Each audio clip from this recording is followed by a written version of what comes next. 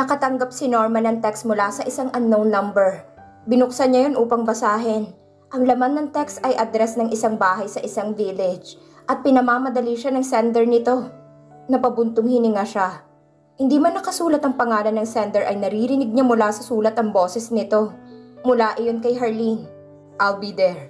Tugon niya sa text. Ibinulsa ang cellphone at bumaling sa kanyang boss.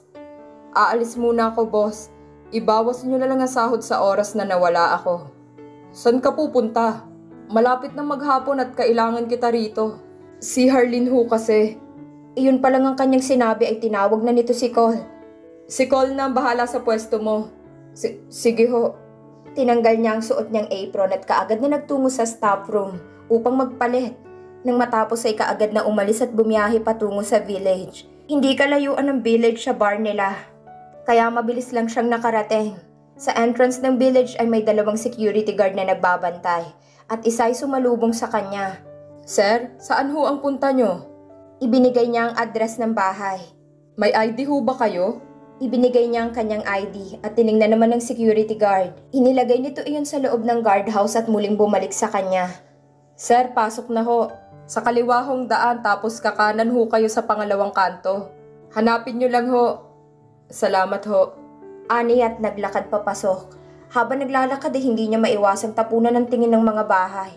Simple lang naman ang mga ito ngunit magaganda ang disenyo. Hindi mayabang ang dating ngunit sakto ang ganda at hindi masakit sa mata. Lumiko siya sa ikalawang kanto sa kanan. Saka hinanap ang numero ng bahay. 5 ang bahay na tinukoy sa address. At ganun na lang ang pag-awang ng kanyang labi nang makita kung gaano iyon kaganda. Malawak, malaki at mayabang. Yun ang kanyang masasabi sa bahay na nakikita ng kanyang mga mata. Dapat ay hindi na siya nagulat pa dahil si Harleen Alcantara iyon. Ngunit ang babaeng yun ay hindi nabibigong pamanghain siya sa kahit na anong bagay. "What you looking for?" Napakurap siya at napabalik sa kanyang huwisyo. Nasa harap na ng gate ng kabilang bahay ang nakangising si Harleen. "That is not my house." "Bakit itong nakasulat na address?" Nagkibit-balikat ang dalaga. Namali ko ang numero. Sumama ang mukha niya. "Mabuti na lang pala't hindi ko pa napipindot ang doorbell. Baka napahiya pa ako kapag hinanap kong taong wala naman pala sa loob."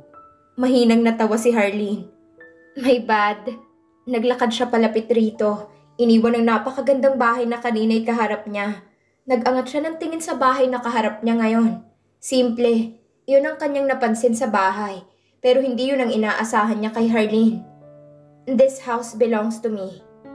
"It's small? One-story house? Bungalow?" "Yeah, I suppose you could say that." "Mukha ba akong mahilig sa mataas na bahay? Ako lang naman mag-isa so bakit pa ako mag-aabalang magpagawa ng malaking bahay?" Niluwagan nito ang pinto. "Get in." "Thanks." Nagpauna itong naglakad at pumasok sa bahay. Kung gaano kasimple sa labas ay siya namang kagarbo sa loob.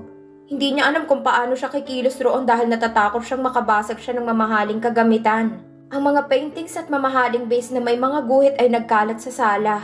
Ang pulang carpet na nakalapag ay hindi niya alam kung makakaya ba niyang tapakan dahil sa sobrang ganda at tingkad ng kulay. Sa tabi ng 2 tapak na hagdan na malapit sa entrance naman ay may isang lumang aparador na may pintuang salamin at punong-puno ng babasaging vase at mga antik na tasa. Sa magkabilang gilid ay may nakadikit na drop light na siyang nagbibigay liwanag sa loob ng aparador. Nakasabit sa paderang mga paintings na hindi niya pa nadidiskubre kailanman.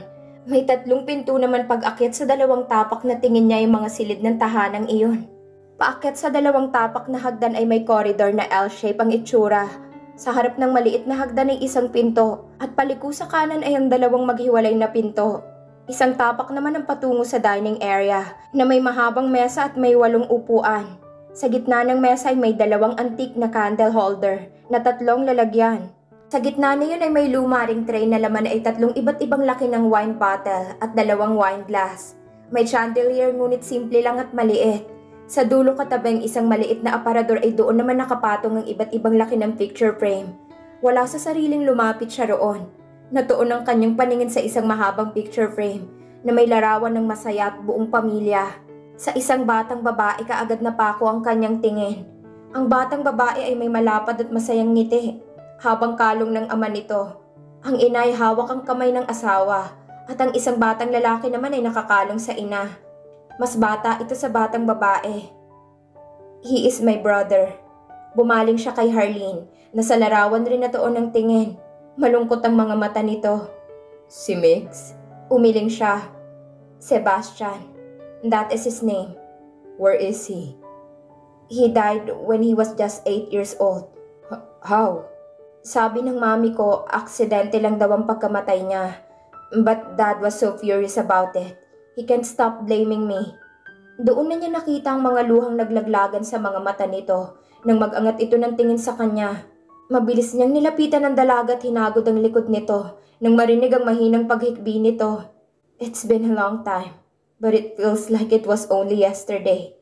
Niyakap niya ang dalaga nang humaplos sa kanyang nasasaktan nitong boses. It's still clear to me. Everything. It's all my fault. Shh. Hindi niya alam kung paano niya patatahanin ang dalaga. Hindi niya alam kung paano niya isasatinig para mabawasan ang bigat sa loob nito. I am sorry. Humiwalay sa kanya si Harleen at pinunasan nito ang luha. Pagak itong natawa. I am sorry for crying. I shouldn't have, but seeing that photo makes me cry. I wish I could turn back the time. Sana ako na lang. Harleen. Pumupungay na nag-angat ito ng tingin sa kanya. Nanunubig ang mga mata at nagbabadya ang pagtulo niyon. Don't blame yourself. Hindi mo na iintindihan. This is my punishment for what I did. Tinuro nito ang larawan. My family was all smiling in this photo. It was the last photo we had as a family. After what happened to Sebastian, everything has changed. My dad can't even call me his daughter anymore. Si Mommy, kahit hindi niya sabihin, alam kong nasasaktan siya kapag nakikita ako. Muli niyang niyakap ang dalaga upang patahanin ito sa pag-iyak. Isinubsob niya ang mukha nito sa kanyang dibdib upang pahintuin ito sa pagsasalita. Sandaling nanlaban ng dalaga, ngunit hindi rin nagtagal nang tanggapin nito ang yakap niya. Mahigpit. Ramdam niya ang bigat ng pasanin ni Harleen sa higpit niyon. Ang mga hagulgol at hikbi nito ay patunay ng sakit na pinagdaraanan nito. Akala niya ay lubos na niyang kilala ang dalaga. Sa loob ng maraming taon na kanyang pagsubaybay sa buhay na meron ito. Akala niya ay wala itong kahinaan. Akala niya ay nabubuhay ito sa perpektong pamilya. Ngunit ang eksenang yun ang pruweba na tao lang rin ito. Nagkakamali at nasasaktan. Hindi niya makita ang dalaga na nakilala niya. Ibang-iba si Harleen na alam at kilala niya. If only I have the ability to bring him back, I would. Pumipiyok na ito. I miss him so much. I know you do. Naubos ang oras ni Norman sa pagpapatahan kay Harleen. Sinikap niyang samahan ito sa ganoong sitwasyon. Hanggang sa nakatulog ito sa mahabang sopa, ay binantayan niya ang dalaga. Dahan-dahang iminulat ni Harleen ang kanyang mga mata. Napangiwi siya nang maramdaman ng hapdi sa kanyang mga mata at para pang hirap na hirap siyang idilat iyon. Bumangon siya nang maamoy niyang mabangong pagkain mula sa kusina. Kaagad siyang nagtungo roon kahit na namumugto ang kanyang mga mata.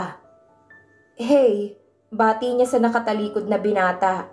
Saglit siya nitong nilingon. Oh, gising ka na? Hindi pa, nagsasalita lang ako. Umingos ang binata. Pilosopo ka. Buti alam mo.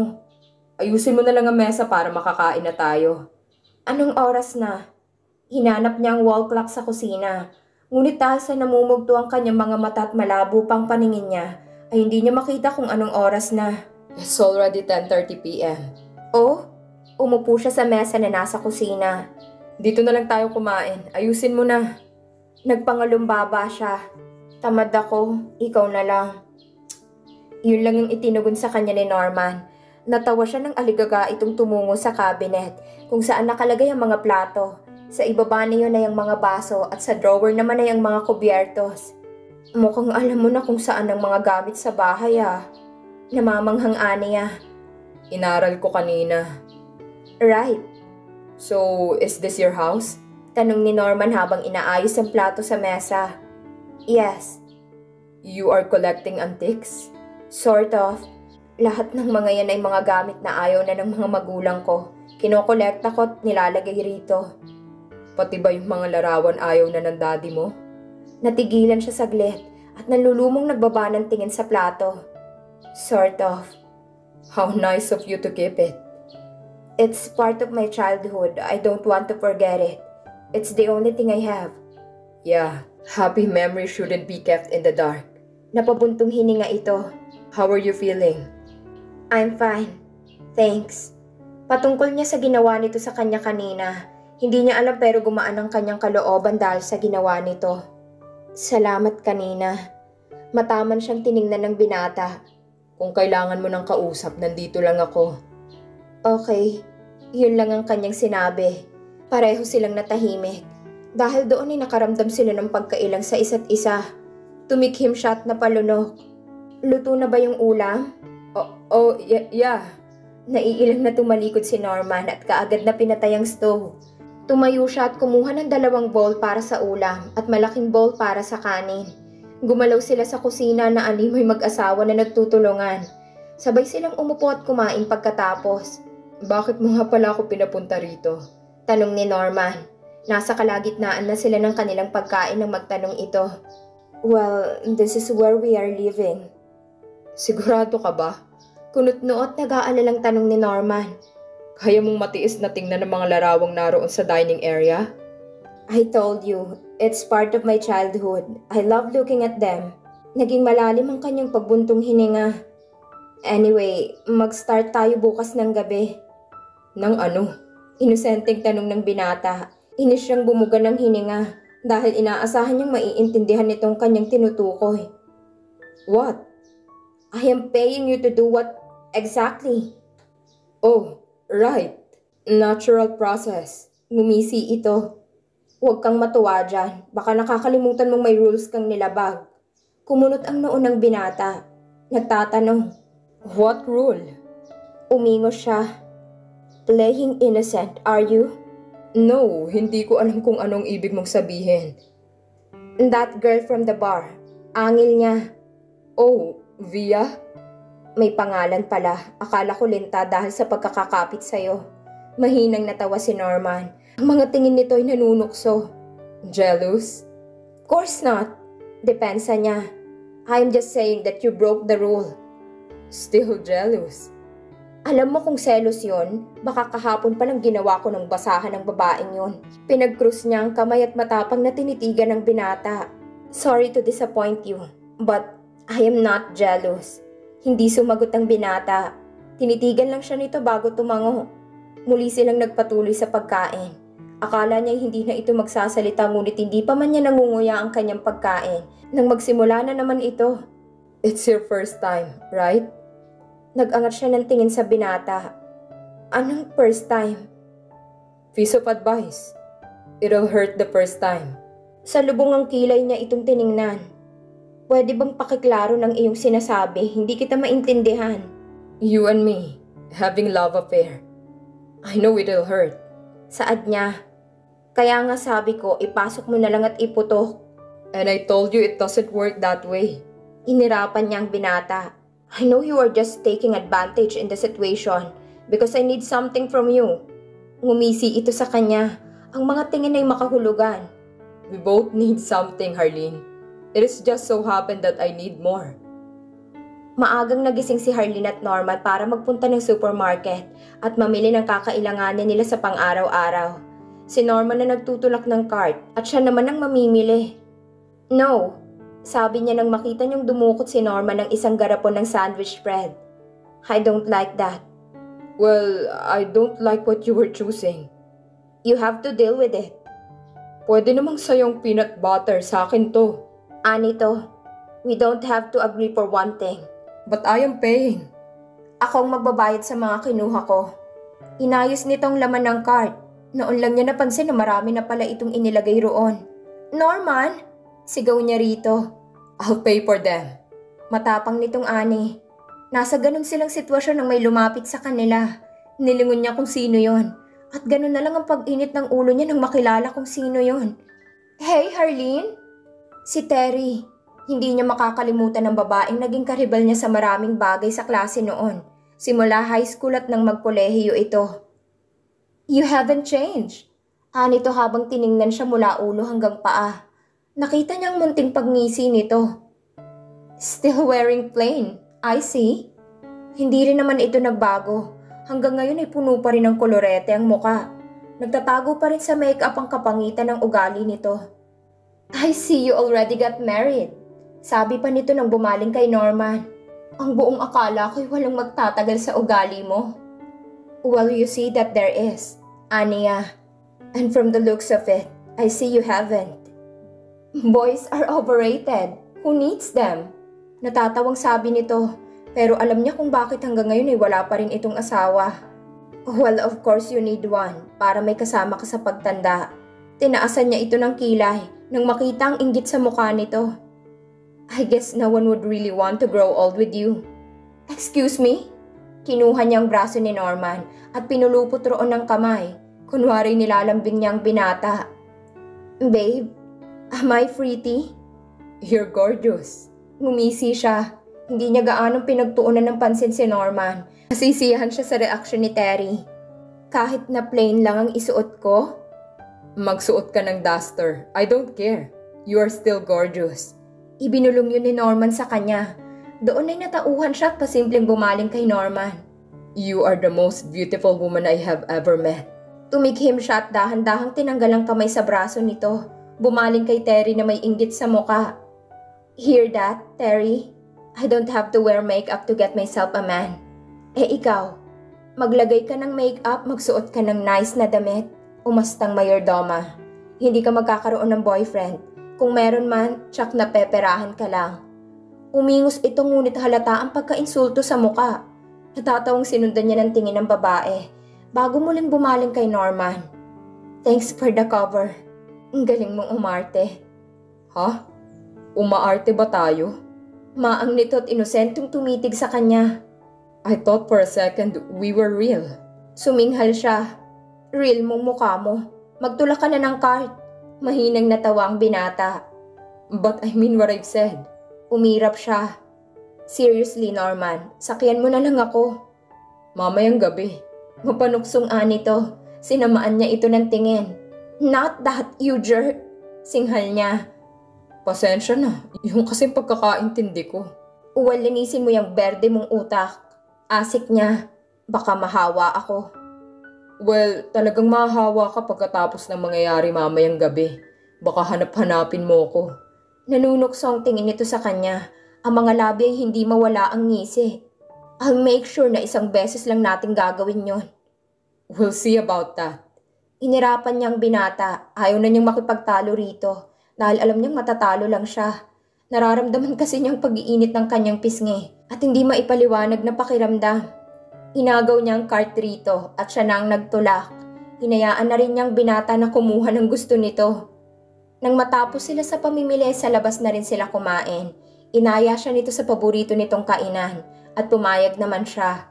Ngunit laking gulat niya nang pagbaba nila ay isang karinderya ang kanilang nakita. We're here. Napamaang siya. Bakit tayo rito kakain? Akong nag-aya kaya akong magbabayad. Eh bakit dito tayo napunta? Naguguluhang tanong niya. Shouldn't we eat in a restaurant? By restaurant, I mean something that serve fine foods. Hindi naman sa nilalait niya ang pagkain sa karinderya, pero hindi talaga siya kumakain sa mga ganoong lugar. Lalo na nang malaman niya nagtais si Mix nang kumain ito sa isang karinderya sa Batangas. 200 lang ang natira sa pera ko. Sabi nito at ipinakita sa kanya ang 200 na hawak nito. Inis siyang napaungol. Tara sa restaurant, ako nang magbabayad. Naa, we eat here. Umupo ito sa plastic at pulang upuan na walang sandalan. They serve my favorite here, lumpiang Shanghai. 5 piso lang ang isa. We can buy it in the restaurant. Humiling ito. For 5 pesos? Hindi na mahalaga, ako naman na magbabayad. Ayoko magkaroon ng utang na loob sa'yo. Nito. It's either here or no. Bagsak balikat siyang napabuntong hininga at umupo sa bakanting upuan. Siguraduhin mo lang na masarap ang pagkain rito. Baka nga hanap-hanapin mo kapag natikman mo. Hindi niya alam kung saan patungkol ang sinabi nito. Ngunit ang nakakalokong ngiti nitong dahilan kung bakit tinaliman niya ito ng tingin. Alam mo kung nakakamatay lang ang tingin mo, tsak na patay na ako. Mabuti alam mo. Hinirapan niyang binata. At kung nakakaduling lang ang pag-irap, baka kanina ka paduling. Tumahimik ka na. Tumawa ito saka tumayo tumungo sa counter. upang pumili ng ulam. Dahil malayo ito sa kanya, hindi niya dinig kung anong in-order nito. Nang makabalik ay may dala na itong tray na may 2 plato. Sa ibabaw na yun ay may plastic na tasa na nakataob. May 2 ring mangkok na may mainit na sabaw na hindi niya alam kung saan nagmula. Rice. Sambit nito sa kain nila pag ang plato sa harap niya. Sinunod nito ang bowl ng sabaw. Para painitin ang iyong sikmura. Saan ang ulam? Pinainit ko kay nanay. Ayoko kasing kumain ng malamig na ulam. Anong in-order mo para sa akin? Share tayo sa 2 ulam. Nag-order ako ng Shanghai, 4 na piraso at dinuguan. What? Alam niya kung anong dinuguan at hindi siya kumakain niyon.